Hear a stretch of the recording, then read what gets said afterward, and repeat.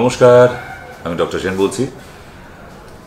আজকে টপিক নিয়ে মোবাইলের মধ্যে চলে এলাম এই জন্যই যে খুব ছোট্ট জায়গার মধ্যে পকেটে পকেটে রেখে দেওয়া যায়। আর আজকের টপিক আর্থারাইটিস।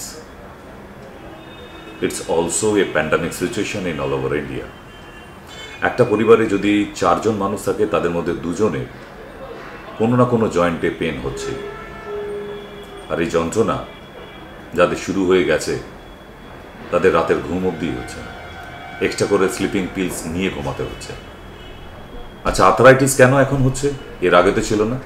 আমাদের মা, মাসি, ঠাকুমা, দিদা যারা দেখে এসেছি এতদিন, কই তাদের তো আর্থারাইটিস ছিল না। সামান্য একটু বাতের ব্যথা, আবার সেরেও যেত 5-7 দিন পরে, তাই তো? তাহলে এখন এরকম ক্রনিক পা বেঁকে যাচ্ছে, এরকম আগে কি দেখা যেত না? এখন কেন? নাম্বার 1, যেদিন থেকে মডিউলার কিচেন আবিষ্কার হয়েছে আমাদের ভারতবর্ষের বুকে, বিশেষ করে বাংলায়, নিজের বাপের বাড়ি আর পাশের বাড়ির লোককে দেখাবার জন্য কোনো মানে ছিল না। আচ্ছা, দাঁড়িয়ে দাঁড়িয়ে রান্না করে ওই দেওয়ালে টাইলস লাগিয়ে রান্নার টেস্ট কি বদলে যায়? আরও ভালো হয় না? আমাদের মামাসি ঠাকুমারা খুব খারাপ রান্না করে যেত যারা বসে রান্না করতো? না না, আমাকে লজিক দিয়ে বোঝান।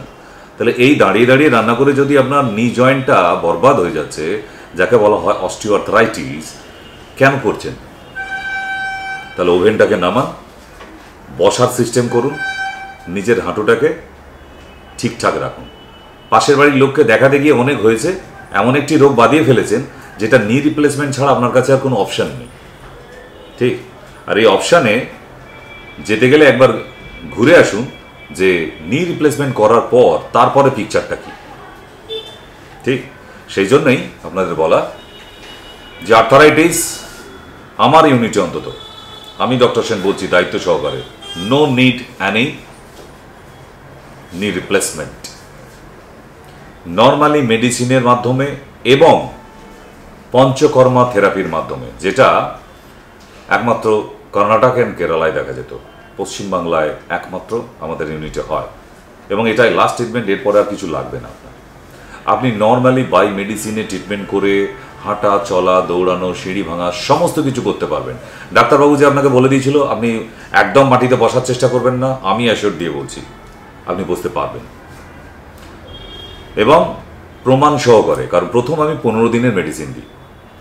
যদি ভুল হয় 15 দিনে হবে, যদি ঠিক হয় 15 দিনই হবে।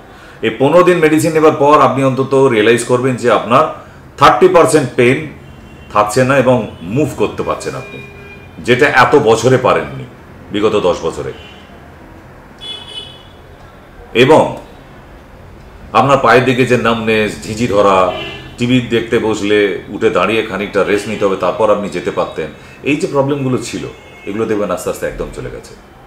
তাহলে একটা মানুষকে যদি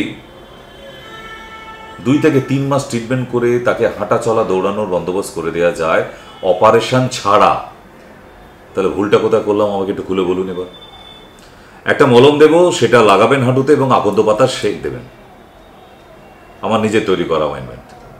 আর খাবার জন্য কয়েকটা ক্যাপসুল দেবো, এবেলা ওবেলা 2 বেলা খেতে হবে, ঠিক? খাবার পরে। আর খাবার নিষেধাজ্ঞা কি, ওইটা ভালো করে শোনার আছে। কেন এই রোগটা হচ্ছে?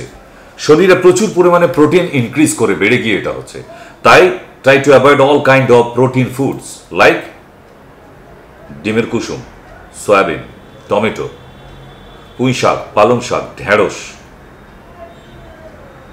ছোলা, ছাতু, ভুট্টা, দানা জাতীয় সবজি একদম নয়, অ্যাভয়েড। এতদিন মাছের কাঁটা বেছে খেতেন, এখন সবজির দানা বেছে খান, আপনি ভালো থাকবেন। আর যোগাযোগ করতে পারেন যে কোনো joint pain, spondylosis, ankylosing spondylitis, osteoarthritis, এবং যেটা সারানো যায় না, রিউমাটয়েড আর্থ্রাইটিস, ঠিক? ফোন নাম্বার নিচে দেওয়া থাকছে, যোগাযোগ করুন। আজকের জন্য নমস্কার।